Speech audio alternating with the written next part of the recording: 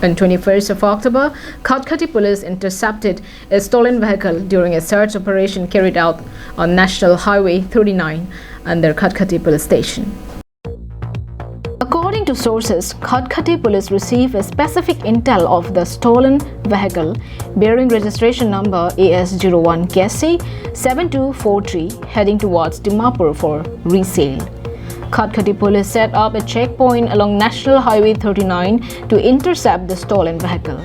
The thieves, on seeing the search operation, tried to evade by smashing down the barricades set up by the police at the checkpoint. It was also informed that police department immediately prepared themselves to chase after the stolen vehicle, but the thieves managed to trick the police and stay away from their reach. Taking advantage of the moment, the thieves left the stolen vehicle at Lahorijan unattended. Khatkhati police officials later informed that the vehicles were stolen from Nunmati, Guwahati. They had notified the owner of the vehicle, and for the time being, it was brought to Khatkhati police station, and the hunt for the thieves is under progress.